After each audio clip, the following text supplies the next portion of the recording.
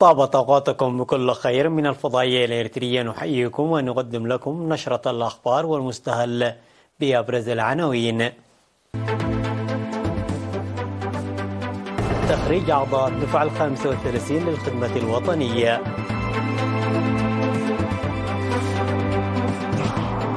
كلية الهندسة والتكنولوجيا تخرج 424 طالب وطالبة. الإقليم الجنوبي يقدم تدريبا سياسيا واجتماعيا واقتصاديا ل 189 موظفا. واشنطن سترسل طائرات F-16 إلى الخليج نهاية الأسبوع. شقيقة الزعيم الكوري الشمالي تتوعد الولايات المتحدة بردع نووي ساحق. 24 قتيلا و10 مفقودين للرافضانات في كوريا الجنوبية. من العناوين إلى التفاصيل. تخرج اليوم 15 من يوليو أعضاء الدفعة 35 للخدمة الوطنية الذين أكملوا الصف 12 في التعليم الأكاديمي وحصلوا على تدريب عسكري وتثقيف سياسي.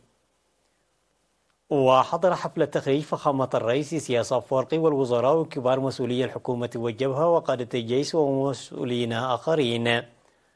وقدم المتخرجون عروض عسكرية تعكس شعار إنجازات بطولية بصفوف متماسكة وعلاقة الشباب الإريتري بسوا وحبه العميق لوطنه. وقال قائد مركز تدريب الخدمة الوطنية العقيد دبسايقيدين الدفعة 35 للخدمة الوطنية تفوقت في التدريب العسكري والانضباط والأخلاق. وأشار إلى أن 49.8% من إجمالي المتدربين كانوا من الإناث، مضيفا أن الأداء العام للمتدربين بلغ 75.4%. وأوضح العقيد دبساي أن 4.2% من المتدربين لم يكملوا تدريب لأسباب مختلفة، بينما أكمل 95.8% تدريبهم، داعيا لحفاظ وتحفيز الكفاءة المكتسبة في الأماكن التي يتوظفون فيها. وهنأ فخامة الرئيس إسياس أفورقي الخريجين وأولياء الأمور وشكر مقدمي الرعاية والمعلمين، مشيرا إلى أن تخريج الدفعة 35 للخدمة الوطنية يتم في وقت نتحرك فيه نحو تنمية أفضل وتصد أقوى وسط جوار مضطرب وعالم سريع التغيير، مفشلين كافة العدائيات والهجمات. كما قال فخامته أن التحسينات التي تم إدخالها في الدفعة 34 تعد معلما هاما في برامج الخدمة الوطنية، لذا تأخذنا الدفعة 35 إلى إسراء وتحسين ونمو مواردنا مقارنة بالخبرة المتراكمة حتى الآن. وفي الختام أقسم المتدربون اليمين على خدمة شعب ودولة إريتريا بأفضل ما لديهم من مقدرات والعمل من أجل إنجاح أهداف الخدمة الوطنية. وتميز حفل التخريج بتقديم جوائز لأفضل المتدربين والوحدات والعروض الثقافية.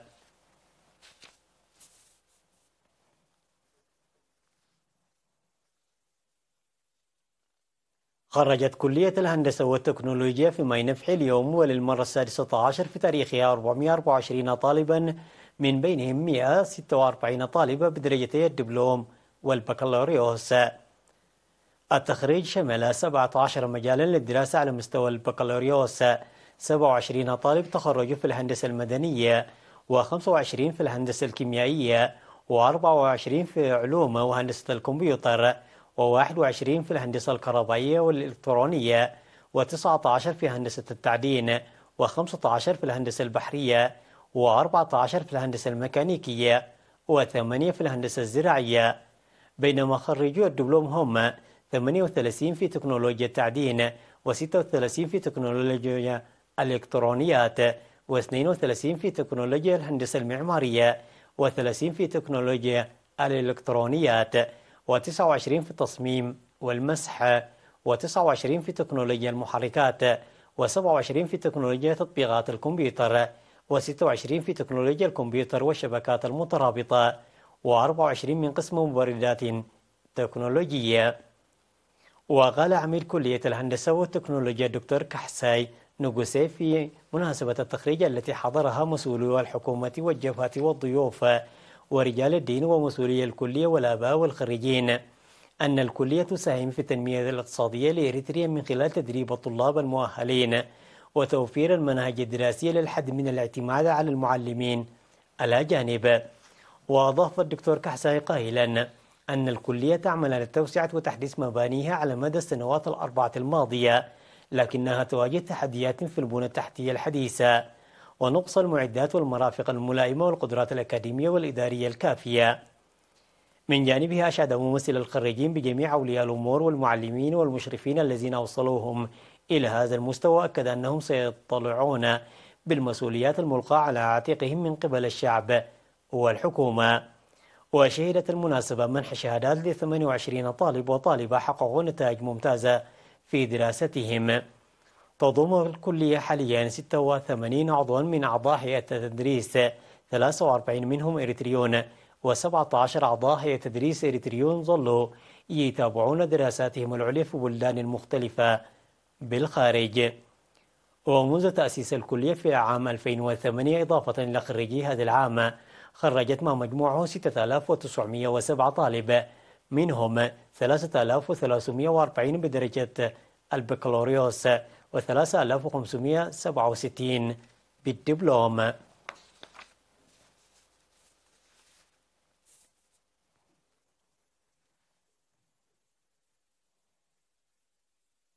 تلقى 189 موظفا حكوميا من جميع المؤسسات الحكومية والإدارات في الإقليم الجنوبي تدريبا لتعزيز مهاراتهم في مجال المؤشرات السياسية والاجتماعية والاقتصادية من 3 من يوليو إلى 11 من يوليو.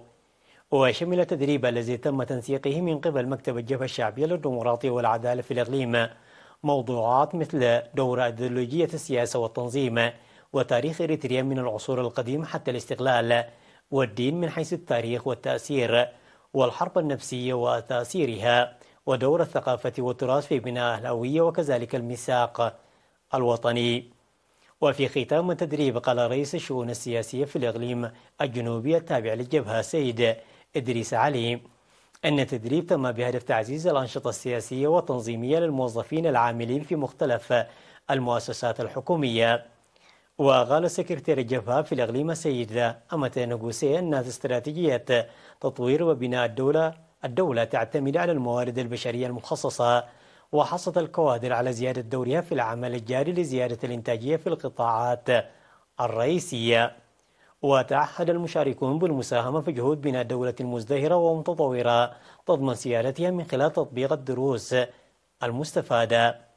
ودعا المدير العام لإدارة الشؤون الإدارية والمالية في إدارة الإقليم سيد تكي تولي موظفو الحكومة إلى زيادة مساهمتهم من جميع الجوانب لأنها أساسية في تحقيق برامج التنمية والتصدي الموضوع للتنفيذ. أفادت وزارة الزراعة بأن الأمطار التي بدأت في بعض المناطق خلال شهر مايو متباينة في التوزيع وتشير إلى خريف واعد، وامتدت إلى بعض مناطق الساحل الشرقي بشكل محدود، مما خلق ذلك ظروفا مواتية لتكاثر الجراد الصحراوي. ودعت الوزارة الإدارات والشعب وقوات الدفاع للعمل بشكل وثيق مع الخبراء الزراعيين لمكافحة انتشار الجراد. وقالت أنه على الرغم من أن الجراد لم يصل إلى مرحلة الطيران إلا أنه ينتشر في المرتفعات والسهول الشرقية للبلاد مستفيدا من الظروف المواتية، مشيرة إلى أنه لا شك في أن الجراد الخطير يمكن أن يتسبب في عواقب وخيمة إذا صعد إلى السهول الشرقية والمرتفعات. ساهم سكان مديرية مايمينة بالإقليم الجنوبي في بناء فصول دراسية إضافية وتشجيع المعلمين. وأوضح الأستاذ كبرم قبرمتين في اجتماع عقد يومي 4 و5 من يوليو تقييم أنشطة العام الدراسي 2022-2023 وتشجيع للمعلمين بتبرع المواطنين ب 241 كنتالا من الحبوب، مما يعزز ذلك معنويات المعلمين. وقال إن 89.4% من الطلاب الذين أكملوا دراستهم في العام الدراسي 2022-2023 حصلوا على علامات النجاح، مثمنا دور المعلمين البناء في مساعدة الطلاب. وقال مدير تعليم الكبار بالإقليم الجنوبي بلاي نور حسين أن الطلاب لا يدرسون بشكل مريح بسبب نقص الفصول الدراسية، لكن المواطنين يساهمون في بناء فصول دراسية إضافية، وهذا أيضا ليس كافيا، لذلك يجب على الجهات المعنية منح اهتمام أكبر لذلك.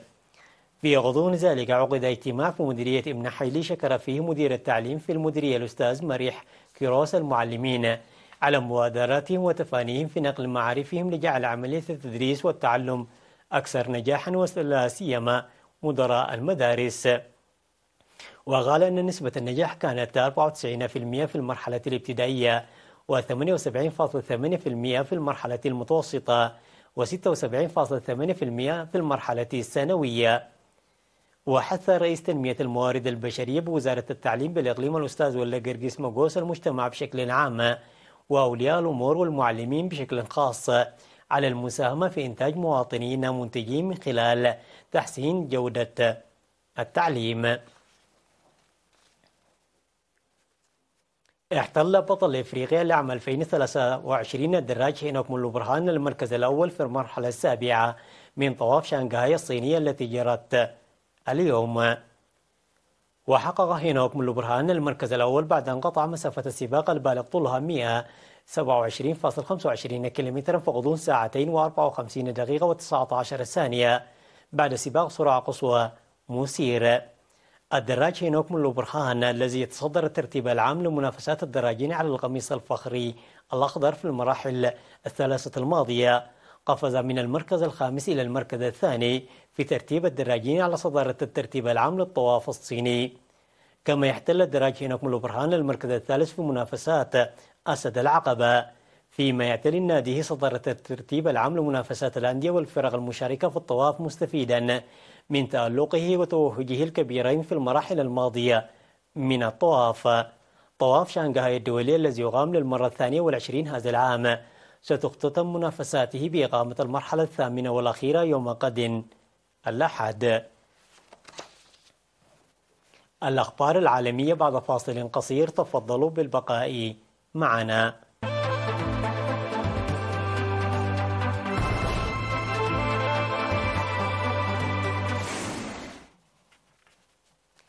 قال مسؤول رفيع في البنتاغون أن الولايات المتحدة سترسل المقاتلات F-16 إلى منطقة الخليج في نهاية هذا الأسبوع لتعزيز طائرات I-10 التي تقوم بدوريات هناك منذ أكثر من أسبوع. وأضاف المسؤول أن مقاتلات F-16 ستوفر قطاعا جويا للسفن التي تتحرك عبر مضيق هرمز، وتزيد من وضوح رؤية الجيش الأمريكي في المنطقة كرادع لإيران على حد تعبيره. ومنذ عام 2019 شهدت مياه الخليج ذات الأهمية الاستراتيجية البالغة سلسلة من الهجمات على سفن الشحن في أوقات التوتر بين الولايات المتحدة وإيران. ويمر نحو خمس الشاحنات العالمية من النفط الخام والمنتجات النفطية عبر مضيق هرمز وفقا لبيانات. وتقود الولايات المتحدة منذ سنوات تحالفا ضد تنظيم الدولة الإسلامية، ونفذت ضربات جوية في سوريا هذا العام، كما تمتلك قوات عسكرية على الأرض في شمال وشرق البلاد لحماية منشآت نفطية تسيطر عليها خارج سيطرة النظام السوري.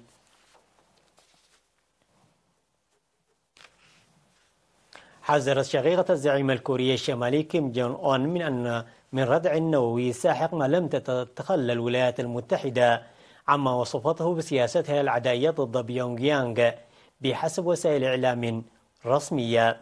ودافعت كيم يو جوانغ عن إطلاق كوريا الشمالية مؤخرا صاروخا بلاستيا عابرا للقارات باعتباره دفاعا عن النفس. وقد أطلقت كوريا الشمالية الدولة التي تمتلك السلاح النووي صاروخا يعمل بالوقود الصلب بلغ مداه 1001 كيلومتر وارتفاعه الأقصى 6648 كيلومترا قبل أن يسقط في البحر الشرقي.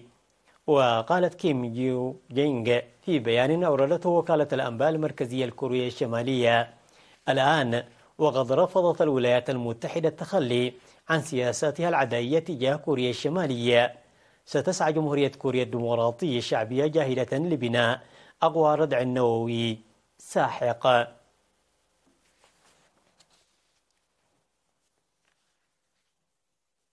قتل 24 شخصا وفقد 10 آخرون جراء هطول أمطار غزيرة في مناطق متعددة من كوريا الجنوبية، فيما طلب من آلاف السكان ترك منازلهم مع فيضان أحد السدود.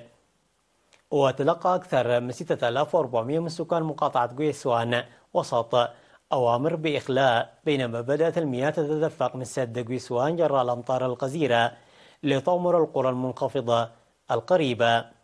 ولقى عدد من ضحايا حتفهم جراء انزلاقات ترابية وانهيار مباني بسبب الأمطار الغزيرة.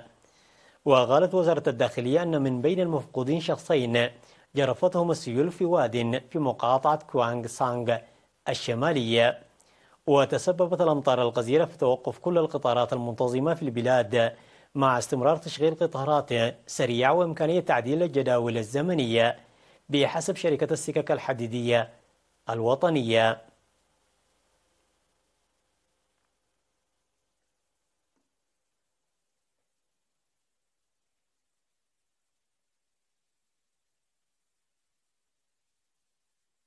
قالت وكالة الفضاء الأوروبية أن موجة حر شديدة تجتاح مختلف أنحاء أوروبا مع تجاوز الحرارة 40 درجة مئوية، مما دفع الدول إلى اتخاذ إجراءات مثل إيطاليا التي أصدرت تحذير باللون الأحمر لمواطنيها. وأضافت الوكالة التي تراقب أقمارها الصناعية درجات حرارة الأرض والبحار أن إيطاليا وإسبانيا وفرنسا وألمانيا وبولندا تواجه أوضاعا شديدة الصعوبة بسبب موجة الحر التي يعزوها الخبراء بالأساس إلى ظاهرة الاحتباس الحراري المتسببة في التغييرات المناخية.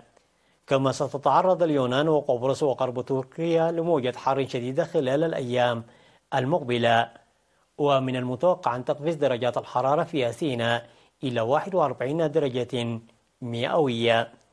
وهنالك توقعات بأن تسجل الحرارة في أوروبا الأسبوع المقبل رقما قياسيا بتجاوز الرقم المسجل في العام 2021 والبالغ 48.8 درجة مئوية بجزيرة صقلية جنوب إيطاليا.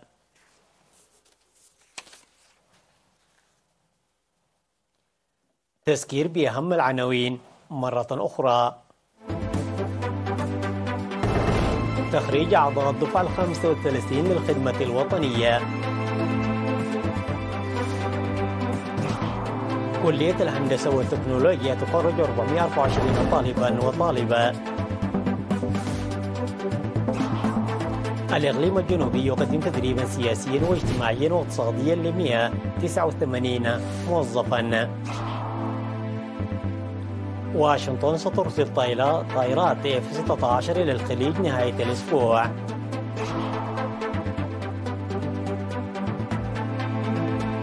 شقيقة الزعيم الكوري الشمالي تتوعد الولايات المتحدة بردع نووي ساحق. 24 قتيلا و10 مفقودين جراء فيضانات في كوريا الجنوبية.